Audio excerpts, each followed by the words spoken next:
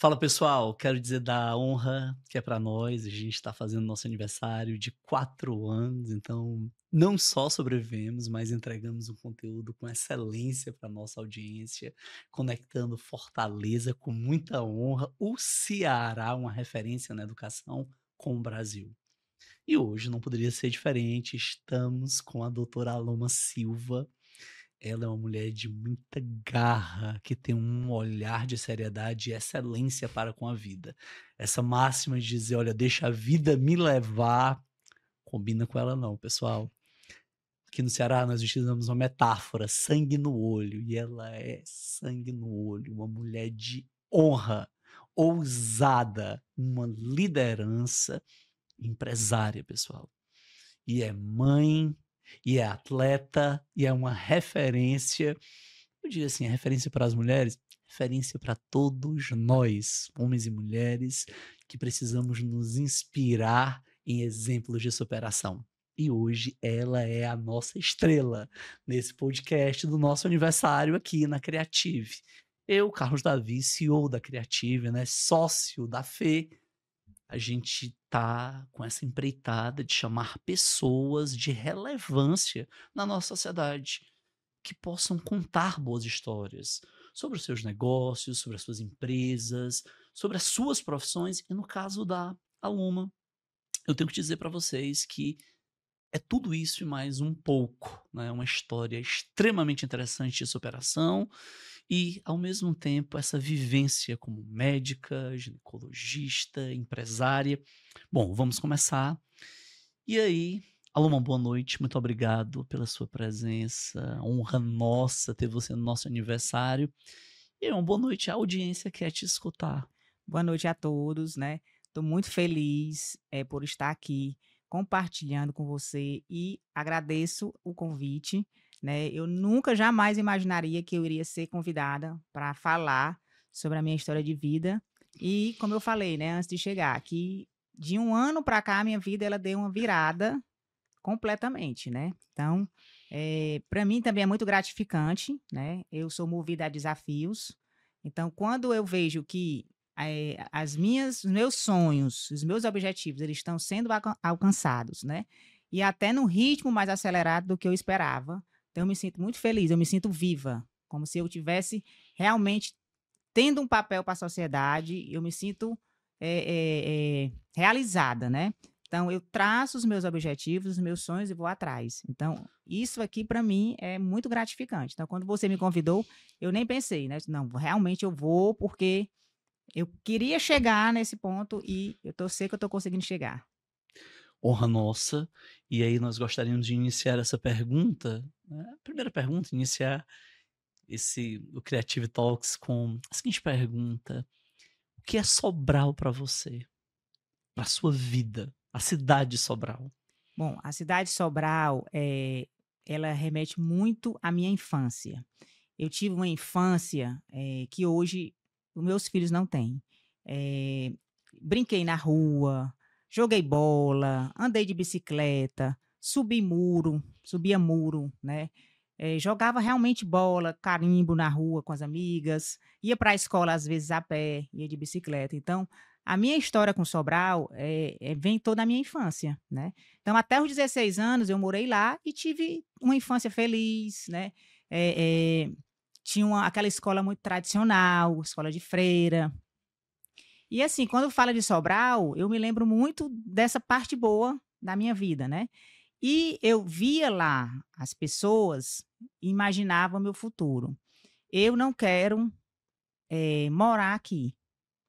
A vida aqui é muito boa, mas é pouco para mim, né. É uma vida que eu não gostaria. Eu acho que eu consigo mais.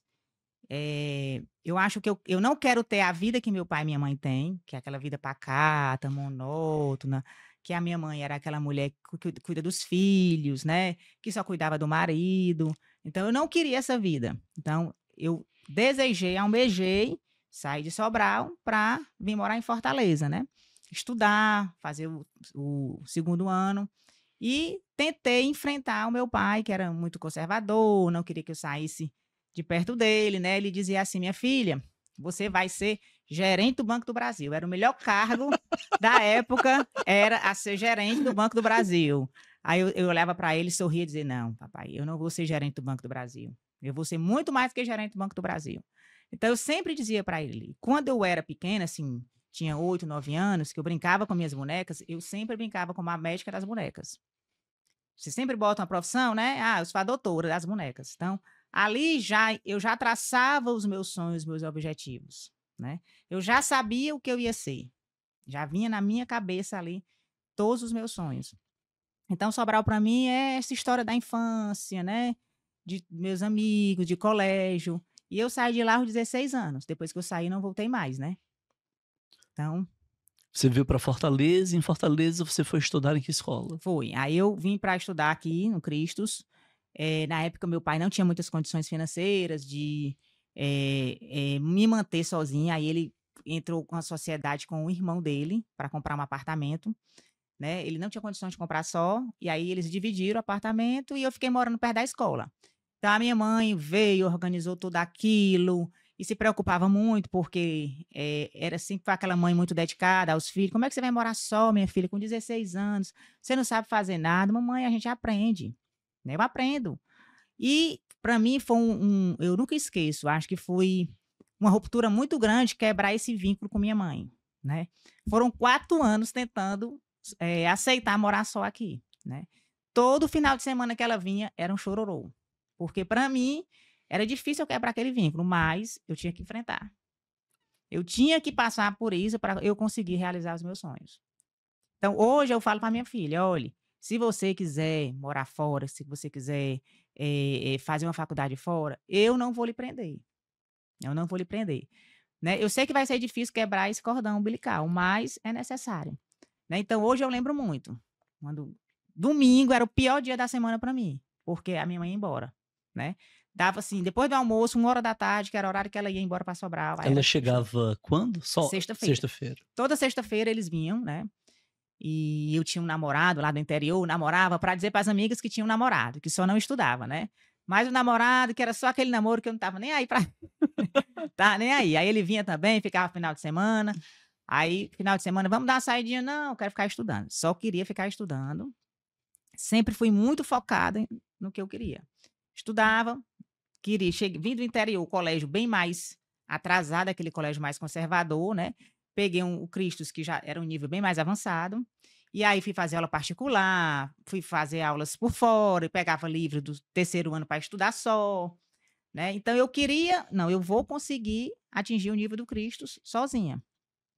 E no final do segundo ano eu já estava entrando em turma olímpica, já estava fazendo a Olimpíada de Química, no final do segundo ano. E no terceiro ano, que foi o pré-vestibular, né, eu era dos primeiros lugares. Sempre o Cristo fazia, simulados. Eu sempre estava entre os 10 primeiros de medicina. Então era estudo, estudo, estudo, era 10, 12 horas por dia de estudo, estudo direto. Eu não fazia nada a não ser estudar. Não tinha as minhas amigas tudo forró, forró no sítio, todos os forrós da época, eu não ia para canto nenhum, só estudar. Uma das coisas inspiradoras que eu vi, Tá certo. Tá bom. uma das coisas inspiradoras que eu escutei de você, uma das coisas inspiradoras que eu escutei você falar, é que estava tudo bem morar em Sobral, mas os seus sonhos iam mais além. Estaria tudo bem caso você quisesse fazer a sua vida em Sobral, problema algum. Afinal de contas, Sobral é uma referência na educação e está tudo bem. Mas o seu olhar era outro. É. E uma das coisas muito importantes que eu vi foi você dizer que você tinha muito foco, que você estava estudando e batalhando e entra para a turma olímpica e vai treinando os simulados. E aí passou em medicina e passou na UFC. Você deve ser. E eu na época, eu falava: "Todo mundo", até hoje ainda existe, existem as turmas que vão pra Natal, né, Alagoas, Manaus, São Paulo, né, Pernambuco, para enfim.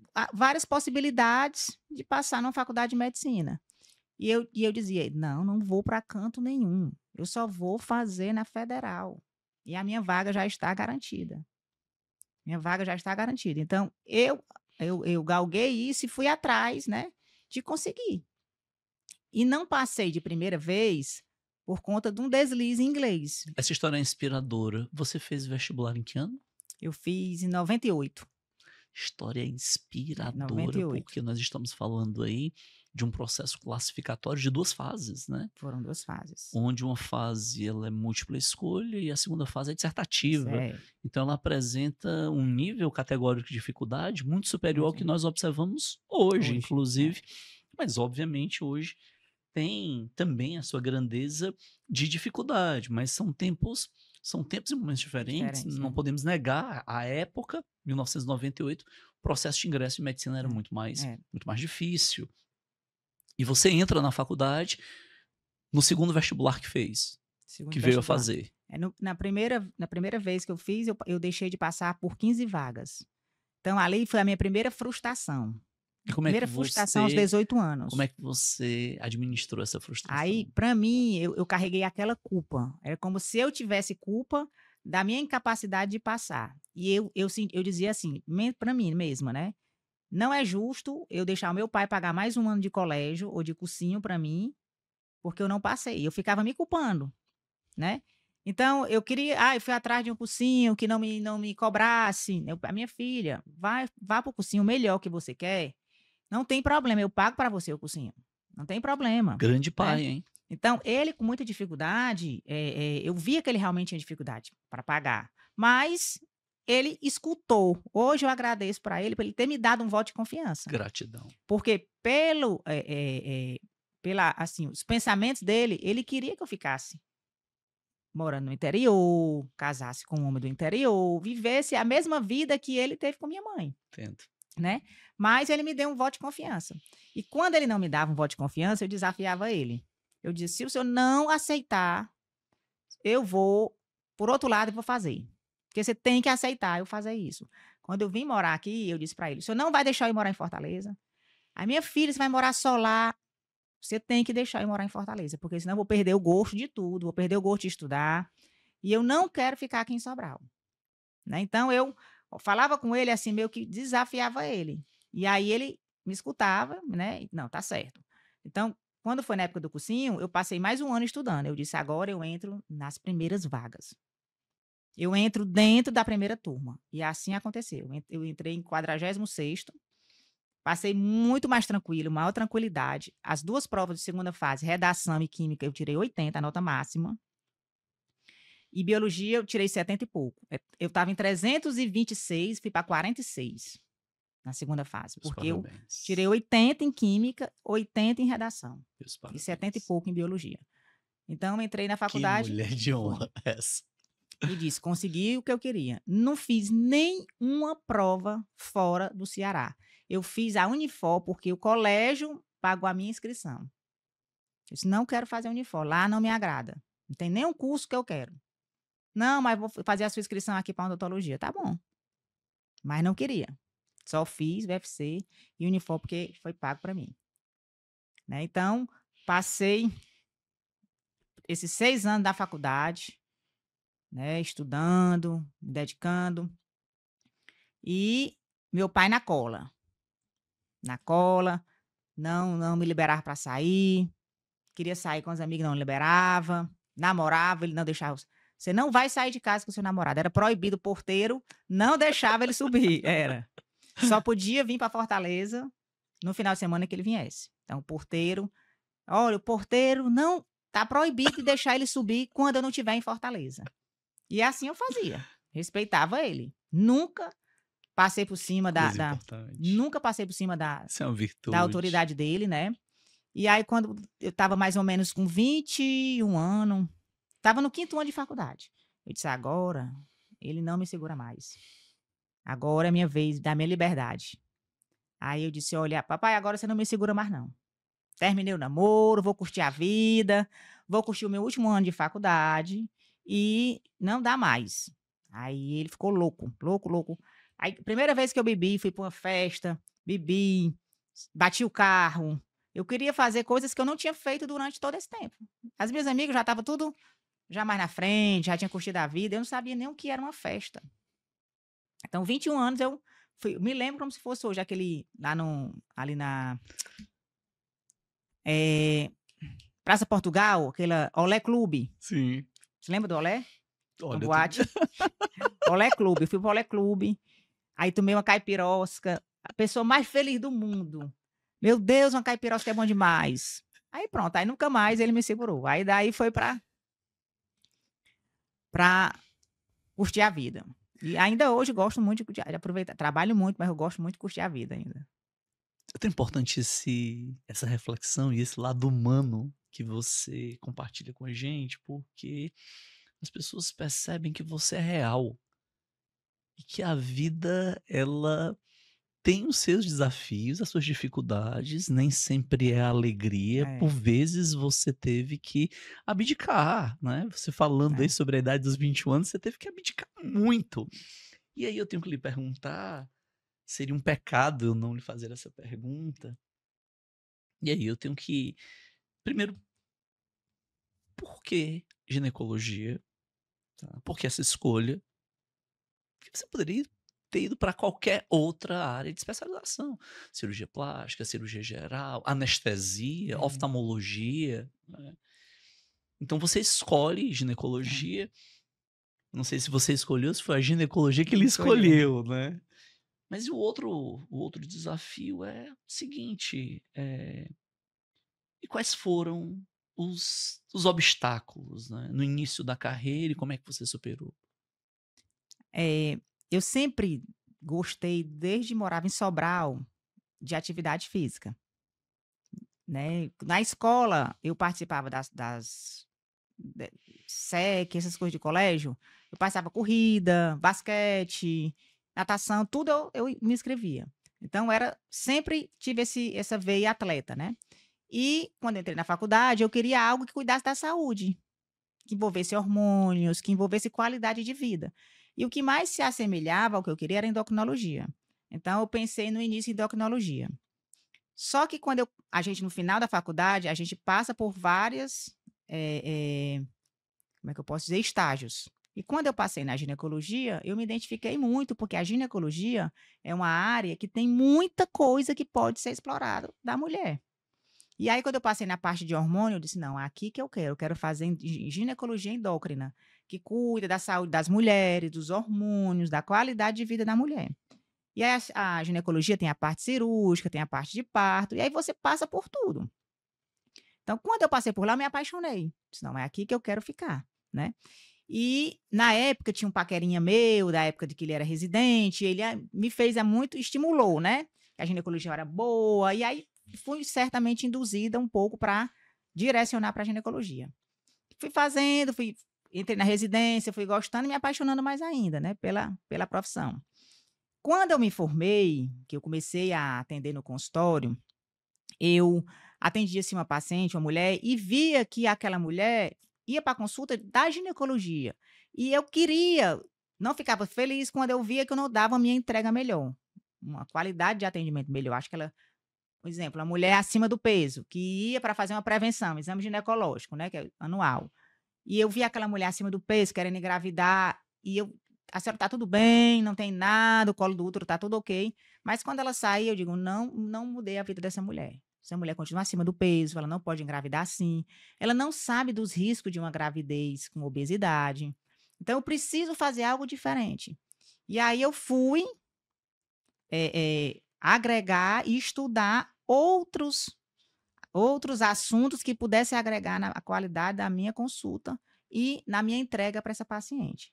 Então isso foi um desafio para mim também, porque eu tive ainda hoje é que eu enfrento muitas barreiras, dos colegas que são meus colegas de profissão, né, porque: "Ai, a Loma faz uma medicina integrativa". Não existe medicina integrativa, não existe ginecologia integrativa, né, a medicina ela tem que ser aquela medicina cartesiana que você estuda na faculdade, e a gente sabe que não é isso.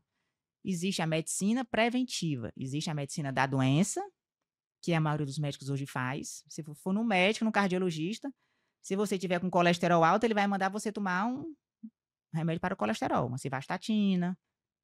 É o mais fácil, é o caminho mais fácil dele passar uma receita. O mais difícil, ele dizer: "Davi, você tem que mudar os seus hábitos alimentares. Você tem que ir para academia, você tem que dormir mais cedo, você tem que perder seu IMC tá de 27, 28, você tem que perder peso". Esse é o caminho mais difícil, você convencer a pessoa a mudar a qualidade o estilo de vida. Então, esse é um desafio.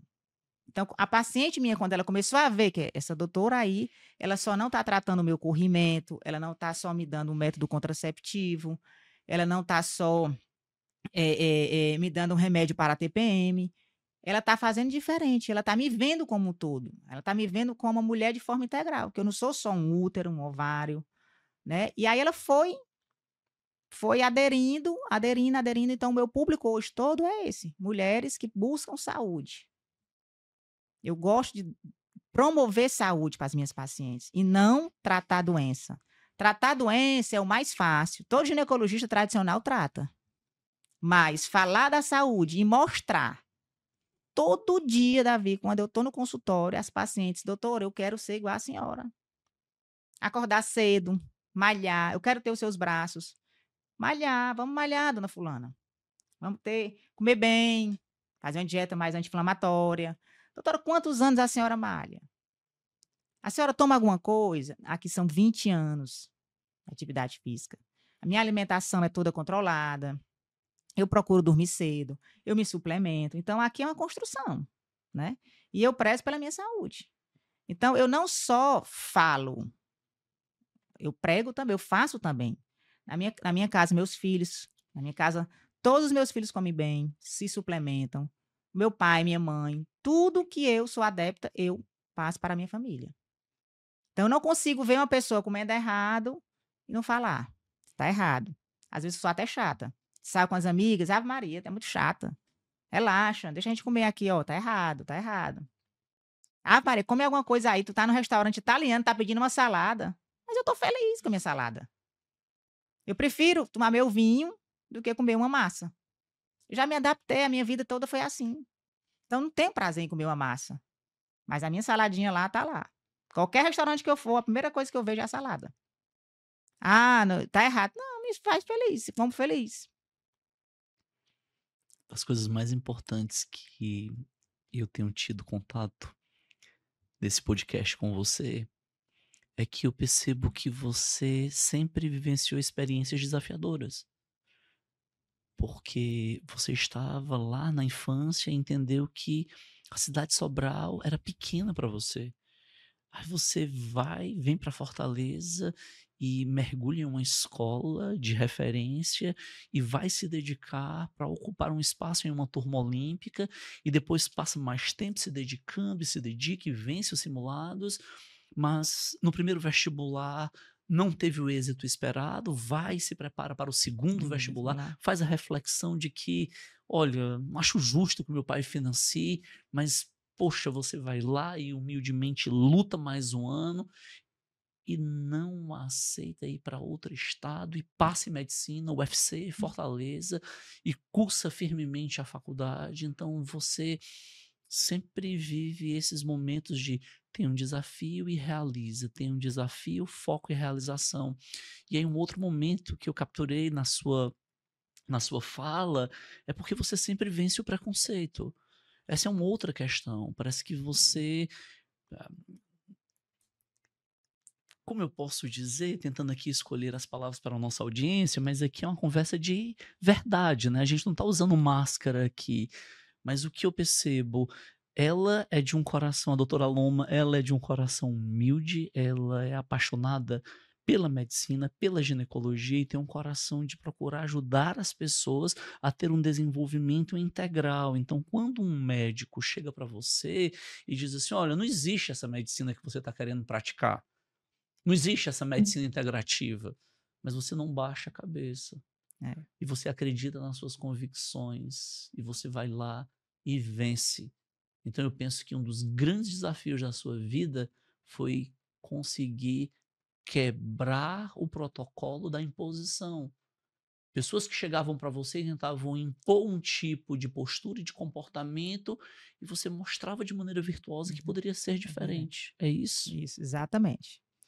Mas assim, eu não bato de frente, eu faço as Você minhas não bate coisas, de não frente. bato de frente. A mulher ainda é uma É, estrategista, eu porque eu não bate de eu frente. faço as O minhas mineirinho coisas diz assim: é, "Olha, sopa quente a gente come pelas é, beiradas". Como é que você faz é. então? Diz aí pra gente. Se uma paciente vem de um outro profissional, já recentemente tive doutora, eu era paciente do doutor fulano, e o doutor fulano sempre via meus exames, dizia que estava tudo normal, e eu cheia de queixas, e aí eu lhe achei, né, vi uma postagem sua ou uma amiga me indicou e eu cheguei até você aqui. E aí eu avaliava os exames, conversava com ela: "Vamos fazer um tratamento diferente?". Aí ela: "Doutora, por que é que o doutor fulano não fez isso comigo antes?". Aí: "Olha, eu não sei, né, pode ser que a forma de abordagem da medicina dele seja uma abordagem mais tradicional, né, a minha abordagem hoje é uma abordagem mais preventiva, é diferente da dele, né". Então, assim, em nenhum momento eu falava do colega, né, o colega é colega de fato, dei alguns plantões com ele, mas em nenhum momento eu ia bater em cima, né, e falar do que ele falava. "Ah, é modinha, medicina integrativa é modinha, se não existe, quer chamar atenção", né. E aí eu disse: "Vamos fazer o seguinte, você me dá um voto de confiança? Eu quero que você volte aqui daqui a 40 dias para você me dizer se você realmente teve êxito no seu tratamento. Vamos fazer aqui um tratamento para você e você me volta com 40 dias". A paciente voltava, outra pessoa. "O que é que você fez diferente do que o doutor fulano de tal fez?". O que eu fiz o conservadorismo dele, né, o medo dele de fazer um tratamento onde ela possa ter resultado, me faz não ter medo. Se eu faço um tratamento e a paciente tem uma boa resposta e ela volta para me agradecer, então realmente tem sentido o que eu estou fazendo, né? Tem sentido. "Ah, mas por que é que a maioria não faz?". Porque a maioria está dentro de uma zona de conforto e dentro de uma caixinha que não abre a cabeça para evoluir.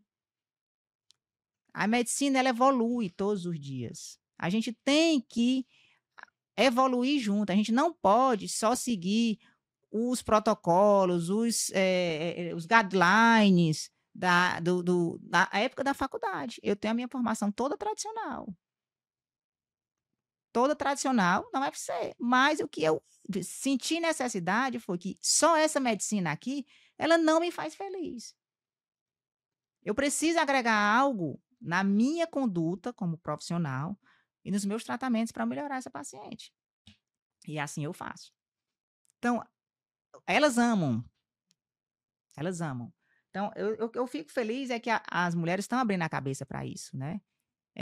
Quando chega uma paciente que senta lá no consultório e diz: "Doutora, eu vim aqui porque eu quero mudar minha qualidade de vida".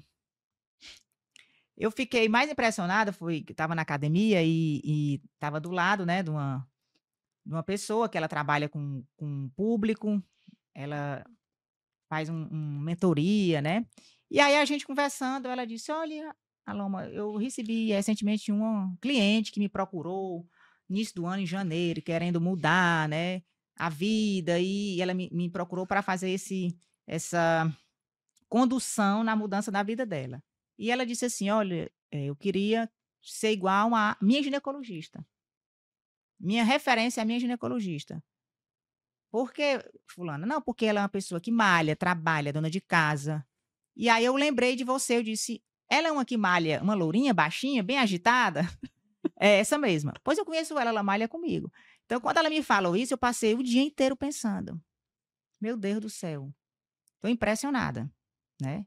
Porque o meu objetivo não é esse, não é não ser referência para as pessoas, mas o meu objetivo é melhorar a vida das pessoas. E quando a pessoa fala isso, uma paciente fala isso, me deixa muito gratificada. Eu fico pensando, realmente eu estou no caminho certo. Pessoal, eu tive a oportunidade de conhecer a Loma na academia. Nós tínhamos, acredito que o mesmo personal, É. em momentos diferentes, e eu comentava com o personal: "Pessoal, isso aqui tudo é realidade, tá, é vida real, nada aqui combinado". E eu comentava com o personal o seguinte: "Rapaz, eu fico impressionado com aquela tua aluna, porque ela é muito focada na escada", e eu pratico até hoje lá aquele movimento das escadas simuladas, mas a gente sabe o quanto é duro aquilo e É, você estava lá e tal, muito focada. E aí eu também preciso, fortalecer a ideia de que você nunca está na zona de conforto, né. não, para mim, quando eu estou na zona de conforto, eu estou triste. Eu recen A minha ideia da clínica foi quando eu vi que eu não estou feliz mais, eu estou vindo para o consultório cabeça baixa, triste, não tenho mais sorriso, estou dentro da zona de conforto. O que é lifetime para você?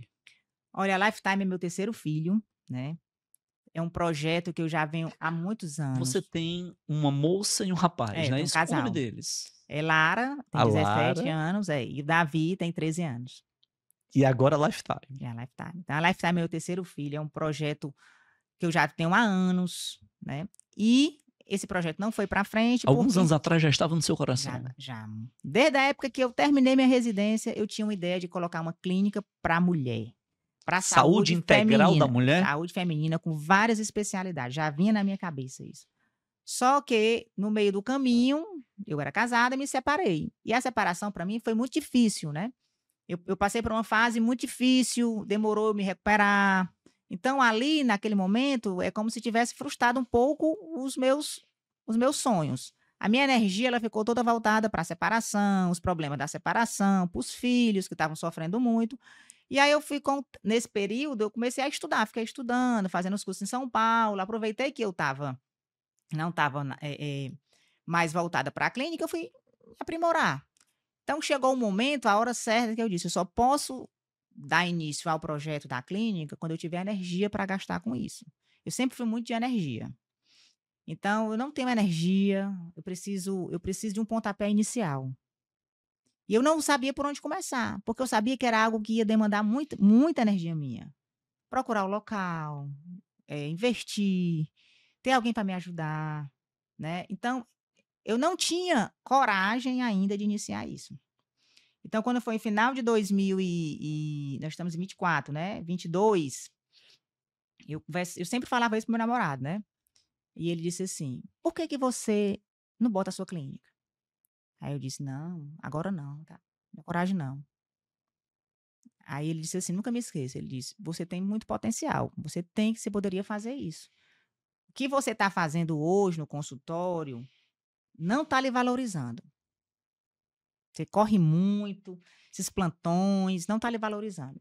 Você deveria dar o pontapé inicial. Eu posso lhe ajudar". Ele disse: "Eu posso lhe ajudar". História inspiradora para quem é É. médico. Sim, e aí? Aí eu disse: "Você me ajuda mesmo? Eu posso lhe ajudar no pouco que eu entendo de empreendedorismo, né, algumas coisas eu sei, eu posso lhe ajudar. Vamos fazer um planejamento?". E aí, primeira coisa que você vai fazer, você vai procurar as salas.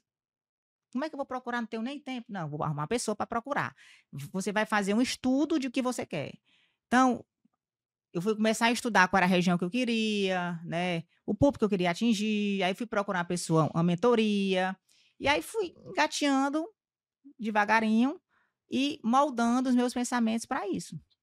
E aí final a gente passou vários finais de semana sentado, fazendo as contas, né, de quanto é que eu iria gastar, quantos funcionários ia ter, eu dizia: "Não, tá muito alto isso aí, tá fora da minha realidade". E ele é muito as coisas dele é muito over, tudo muito gasta muito, e eu sou mais controlada, eu sou mais comedida, eu sou mais, controladora, segura nas minhas coisas, eu só vou até onde eu sei onde eu posso ir. Eu não sou dessas que gasta muito, então eu sei até onde eu posso ir, então tá muito, não pode. Ele: "Aloma, você quer botar uma clínica de excelência, você tem que ter 4 funcionários, funcionário da limpeza", "Não, pelo amor de Deus, não dá, eu não vou conseguir pagar isso". E aí a gente fez todo o planejamento, aí contratei uma pessoa para fazer a reunião toda semana, e aí aí aluguei as salas, né, e contratei uma pessoa, um mestre de obra para fazer, e ele disse: "Você vai botar um mestre de obra para fazer a sua clínica? Você tem que contratar uma empresa de engenharia". "Não, não tenho dinheiro para empresa de engenharia não, vai ser mestre de obra". Lá em Sobral, meu pai, quando fazia os serviços na minha casa, tinha um mestre de obra, não tinha engenharia não, e dava certo. Aí ele: "Eu não Uhum. concordo, não concordo, depois se der problema aí, não diga que eu não lhe ajudei". Aí eu sou difícil. Aí nesse ponto aí eu concordo que eu só faço o que eu quero. Eu finjo que estou escutando o que ele está dizendo e vou lá, faço diferente. Fiz tanto isso que ele disse que não vai me ajudar mais. Não vou mais lhe ajudar, porque eu digo o que é para fazer e você vai diferente. E eu disse: "E as vezes que eu fiz diferente deu errado?". Algumas vezes deram de errado, né. Então, liguei pro meu irmão: "Me ajuda, ajudo, precisar comprar material, eu não entendo nada". "Não, Maloma, pode deixar que eu conheço, eu te ajudo". Começou a obra lá e acabando comigo. Era o mestre de obra ligando: "Meu Deus, não vou aguentar não". Foi um dos anos mais difíceis da minha vida, esse ano da obra, porque era toda hora o mestre de obra ligando, eu trabalhando, não estava conseguindo administrar isso. Dei graças a Deus terminar, eu me mudar. Aí começou todo o projeto. Aí despesa, despesa, despesa, eu não vou dar conta não, não vou dar conta disso, é despesa alta demais, funcionário, para reduzir a história. Hoje nós estamos com 1 ano e meio, eu estava fazendo as contas ontem, tá com 18 meses, né, que a Lifetime abriu, e assim, só crescemos dia a dia. Hoje nós temos 5 funcionários, eu tenho 5 funcionários lá, né. A funcionáriazinha da limpeza que ele dizia que era para contratar, eu contratei depois de 1 ano, porque ele queria que eu contratasse no início. Eu: "Não, vou contratar quando eu realmente achar necessário". A menina da recepção vai servir o cafezinho, né. A outra vai fazer a limpeza da minha sala. Todo mundo se ajuda, não tem demanda ainda para tudo isso, vamos devagar. Então hoje tem vários profissionais que atendem lá, sempre é procurando, profissional procurando: "Ah, porque a sua clínica é de excelência, de qualidade, né, eu ouvi falar, todo mundo gosta". Então assim, eu particularmente não consigo mais administrar nada. E como eu sou muito centralizadora, eu não delego. Então isso é um problema meu, porque eu gosto que tudo passe por mim. Eu tenho uma funcionária que me ajuda, que algumas coisas eu passo para ela, mas a avó, ela tem que me mandar o feedback do que eu indiquei para ela. E eu não consigo delegar. Tudo tem que passar por mim, tudo. E eu acredito que só dá certo porque passa por mim, porque se não passasse, eu acho que eu perdi o controle. Então eu quero saber do papel higiênico, quanto foi a despesa do cafezinho, funcionária chegou atrasado, por que que chegou atrasado, quando é que ela vai pagar aquela hora que ela chegou atrasada.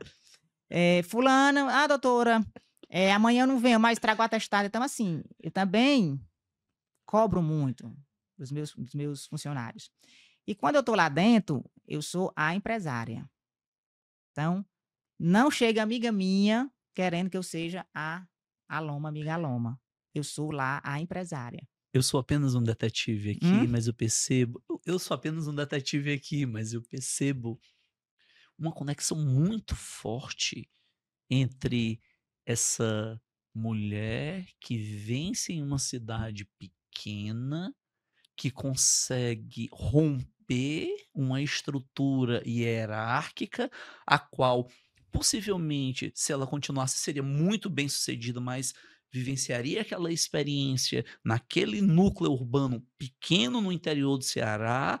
Então, uma mulher que rompe aquele núcleo, vem para a Fortaleza, vai se fazendo, vai tendo grandes conquistas, mas é uma mulher que sempre está moldando a realidade para que ela não perca o controle daquilo que está sendo feito. Qual a Uhum. importância do controle para você na sua vida? É, Você acha que o controle é decisivo? o Como con é que funciona essa relação de controle? Se você tivesse que orientar os jovens médicos recém-formados, se você tivesse que porque uma das coisas mais importantes que eu vejo em você, de tantas, da disciplina, da perseverança, do exemplo, dessa mulher que acorda cedo, que é mãe, que é empresária, que é determinada, mas tem uma coisa que eu acho assim, que é de impressionar em você, que é o seguinte: enquanto você não alcança, você não abre mão. é. E muitas vezes você é muito de suas próprias convicções, você não abre mão da sua convicção. Parece-me que o seu namorado estava lá, lhe ajudando no projeto, ele disse: "Olha, eu não vou mais lhe ajudar, não vou mais lhe ajudar, porque afinal de contas, eu digo uma coisa, você faz outra". E aí você vai e pede ajuda do irmão, e a coisa vai É. acontecendo e parece que você não vai dar conta.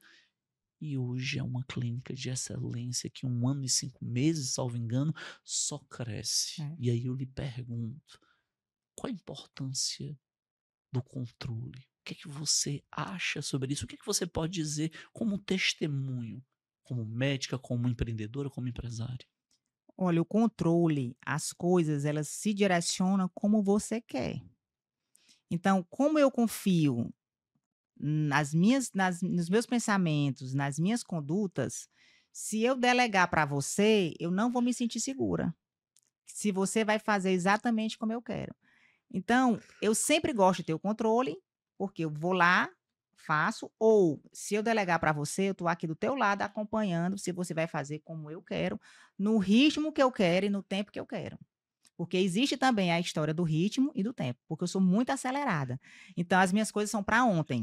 Se eu disser assim, Davi, olha, eu quero isso, tem que ser para ontem. Se não for para ontem, se você, eu vou fazer, doutora. Se em meia hora eu não tiver feito, eu vou lá, não precisa mais não, eu vou lá e faço. Então, as minhas coisas, ela precisa ter um ritmo muito acelerado, porque eu tenho muita coisa para fazer. Eu não tenho tempo para pensar. Então, tem que ser muito objetivo. As minhas atendentes, doutora, a senhora às vezes é muito objetivas, mas para que a gente complicar as coisas? Vamos ser práticos e objetivos. Algumas coisas precisam ser fantasiadas, penteadas, mas outras não. Então, vamos tentar ser objetivo. Vai me contar uma história do que aconteceu. Mulher, resume. Resume. Porque no Isso final, é no de uma fim, isso é de uma lição poderosa é, para quem é empreendedor, ou vamos seja, sem resumir, enrolação, sem sem floreio, vai enrolação. lá e faz a coisa As acontecer. coisas têm que ser tudo no preto no branco, né. Doutora, às vezes você fala muito, é muito direta, mas eu acho isso uma qualidade. Eu gostaria que todo mundo fosse direta comigo. Chegasse para mim e dissesse a verdade, porque eu não penteio e não passo a mão e não engano ninguém. Então eu gosto da verdade e da sinceridade. Então quando a pessoa é sincera comigo, ponto positivo, eu gosto da sinceridade, porque eu vou ser sincera com você. Já aprendi muito, porque eu era muito sincera a ponto de, às vezes, falar algo que a pessoa não gostava. Mas tem uma coisa muito séria aí, porque você não é uma médica que cuida só da doença, você é uma médica que cuida da alma e cuida do humano de uma maneira ampla. É o que você defende, é o que a É, Lifetime é, se propõe a fazer. Mas isso poderia ser visto por outras pessoas como um floreio. Não, que não. Você é ginecologista, você tem que cuidar da ecologia. ginecologia especificamente e da questão hormonal que você se pretendeu a fazer. Mas aí você olha para a paciente como um todo, você se preocupa como é que tá a pele dela, você se É, preocupa se ela tá com sobrepeso, você se preocupa com o sono dela. Então, é. em que momento isso não seria, digamos, um floreio? Como é que você, essa mulher objetiva de garra que você é, essa mulher decidida que gosta da verdade, mas você acredita no que é integral, no que é complexo, no Exato. que é amplo. Explica isso. Porque isso eu uso na minha vida. Ou isso que eu passo para as minhas pacientes, eu uso na minha vida. Eu procuro ter a minha saúde em todos os setores, psicológicos, saúde mental, saúde física, espiritual, né, eu acho muito importante se ter a saúde espiritual. Então, quando eu percebo que tem algum ponto da minha vida que está em desequilíbrio, eu tento não, opa, tá errado, tô adoecendo. Por que que eu tô adoecendo? Porque algo na minha vida, ela está pendendo mais para um lado e menos para o outro. Então eu paro, penso e procuro equilibrar. Então só conseguimos ter saúde se a gente conseguir equilibrar todos os setores da nossa vida, né. E o que eu percebo hoje que a maioria das coisas que adoece as pessoas é a falta de equilíbrio, né. Ou trabalha muito, ou come muito, ou sempre tem algum excesso. Então as mulheres que me procuram, quando eu vou fazer uma anamnese, eu digo: "Olha, você não acha que tá, né, esse ponto aqui da sua vida precisa melhorar, né. Seu relacionamento, você não está se doando como deveria, ou você está sendo mãe demais. Você precisa cuidar de você. Você só vai ser uma boa mãe e cuidar dos seus filhos se você cuidar primeiro de você. Como é que você vai cuidar dos seus filhos se você não cuida de você? Cuidar de você não é uma atitude egoísta, é você se amar. Ah, eu tenho 3 filhos pequenos, eu fico me culpando porque eu tiro 1 hora do meu dia para minha academia. Pois você deve fazer isso, porque essa hora é preciosa, é para você, até para você envelhecer bem e poder cuidar dos seus 3 filhos. Então, não se culpe. Antes de cuidar do outro, cuide de você. Esse é o nosso aniversário e nós escolhemos pessoas que nós acreditamos serem relevantes. E nós nos sentimos privilegiados com a sua presença hoje aqui. Porque nós vimos primeiro uma mulher de verdade, né? Que gosta da verdade, da sinceridade, que é pragmática, objetiva e é uma vencedora. E é uma mulher de muitas É, convicções. Então nós nos sentimos privilegiados da sua presença aqui conosco.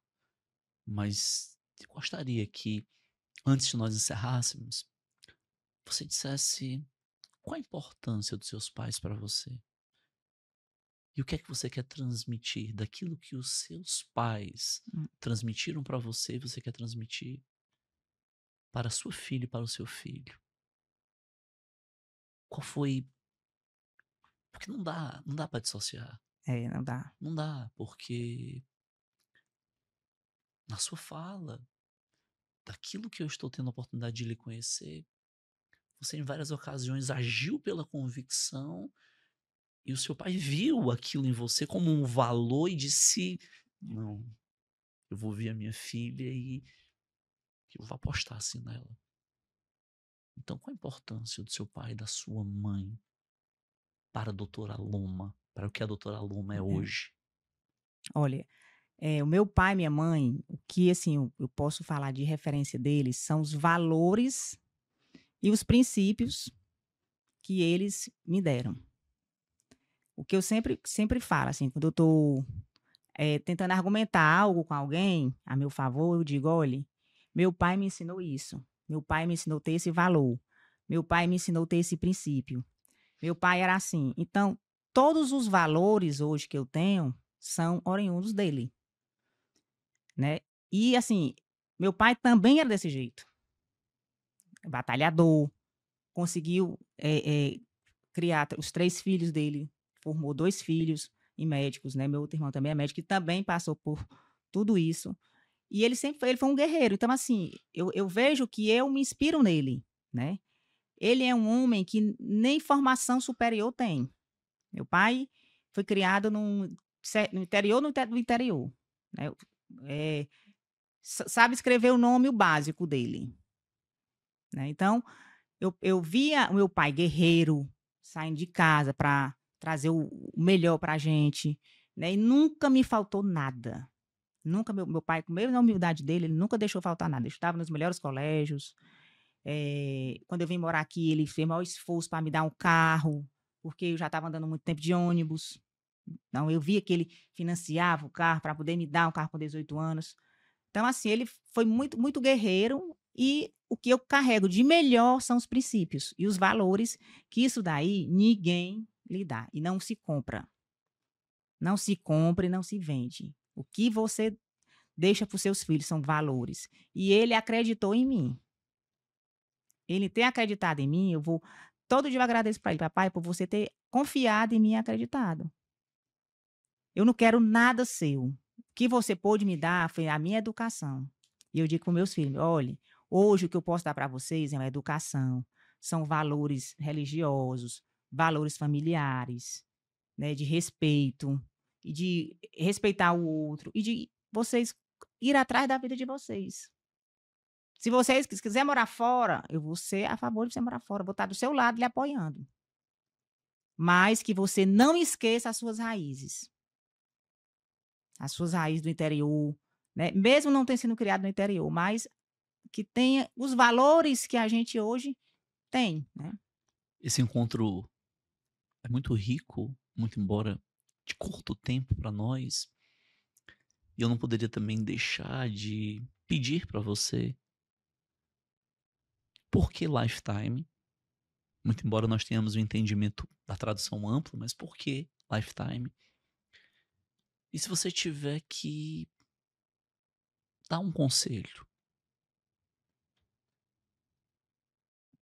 para médicos, médicas que querem ser empreendedores, porque a Lifetime está com 1 ano e 5 meses e se estruturou, tem sido uma referência para com profissionais que lhe procuram e pacientes do Brasil que têm vindo É. até você.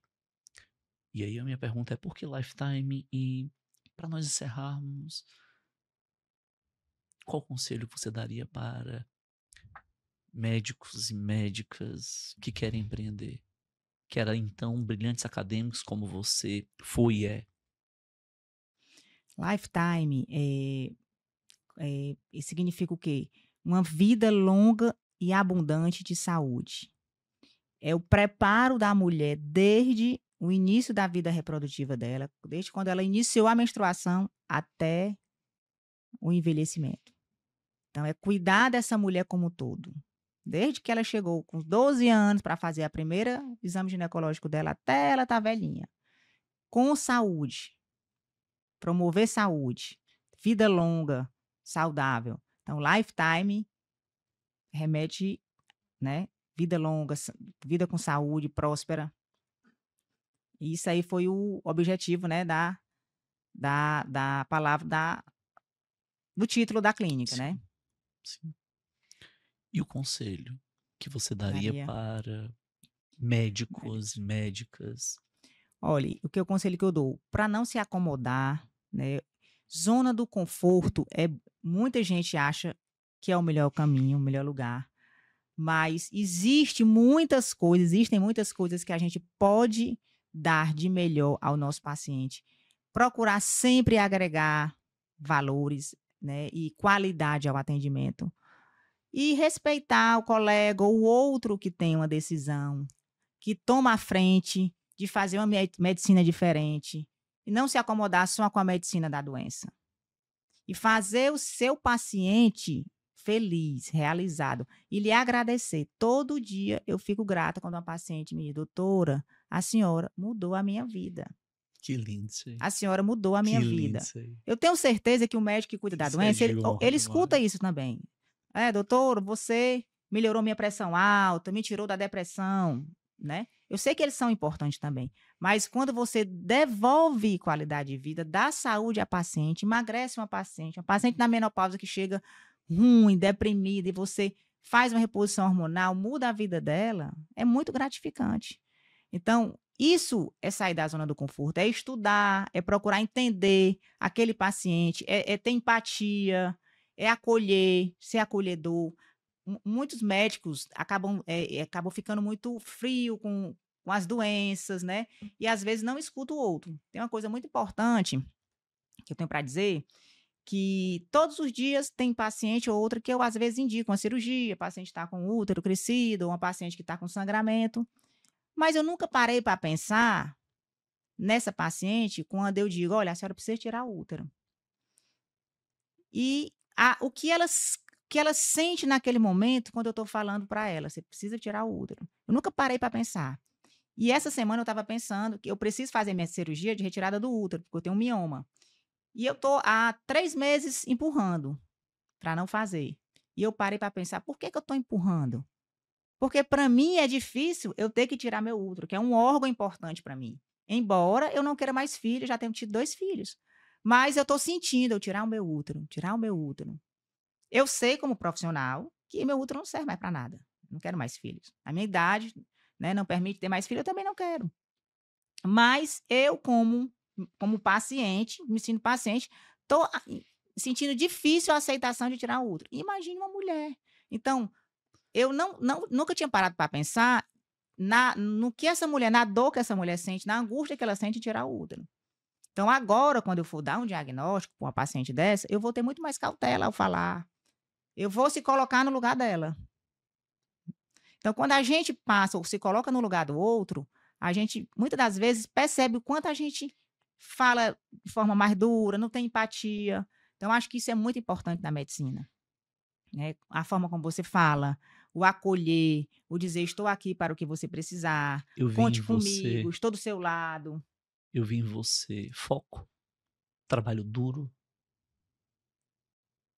consistência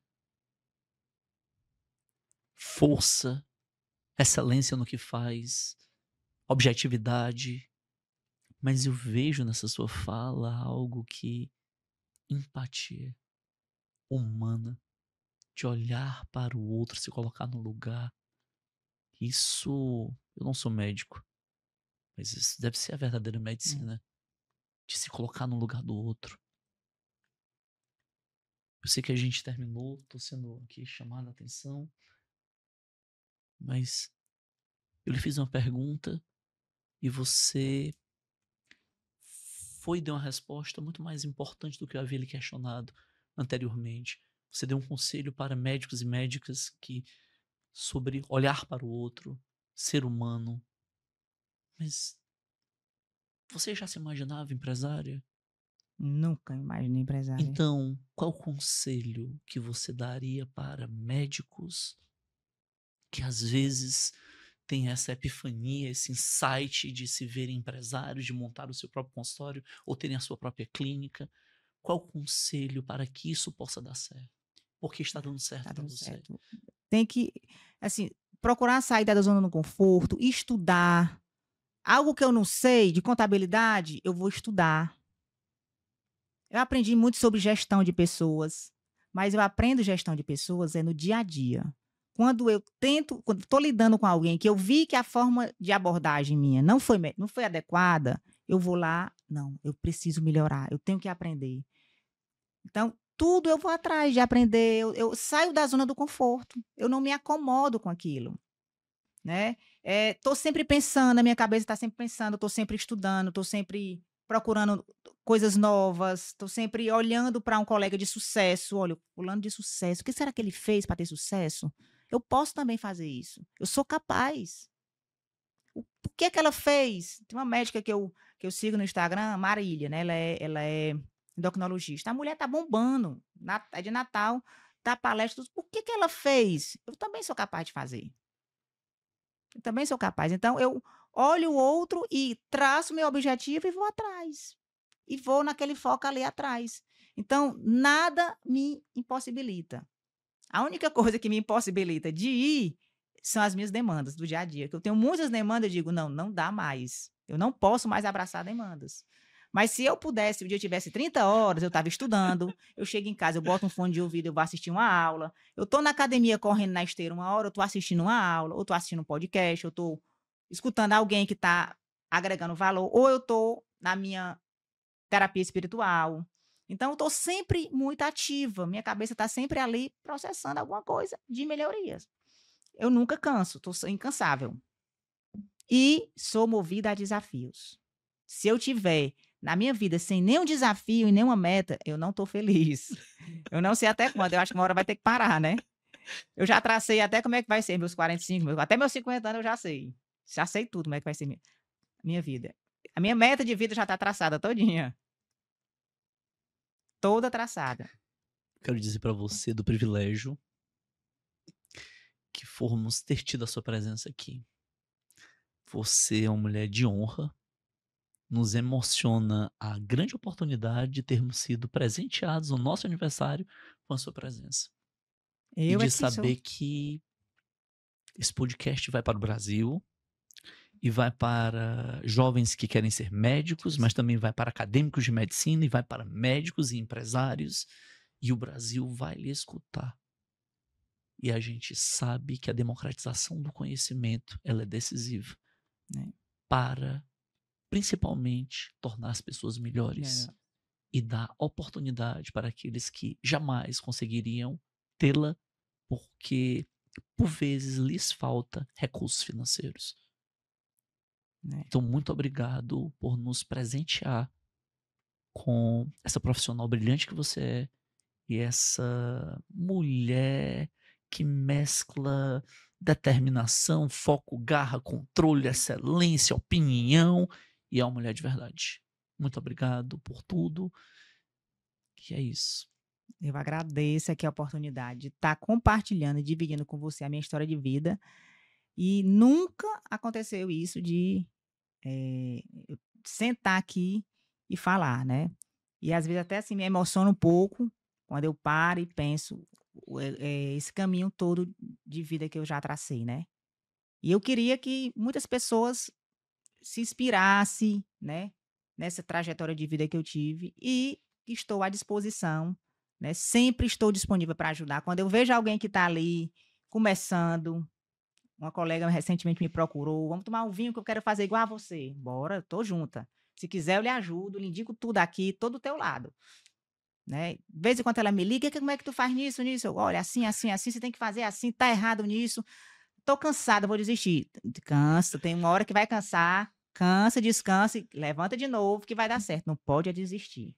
Nós somos guerreiras incansáveis e podemos atingir o que a gente sonha, é só querer, só querer. Palavras lindas da doutora Aloma Silva, hoje, né, diretora e fundadora da Lifetime, e nós só podemos agradecer a presença dela no nosso aniversário. Bom, eu sei que você vai ficar também na expectativa de novos conteúdos, é só nos acompanhar, por gentileza aciona as notificações e fica muito esperto no Instagram, no YouTube e na nossa plataforma acreative.com. Um abraço a todos e, obviamente, até o próximo programa. Tchau, tchau.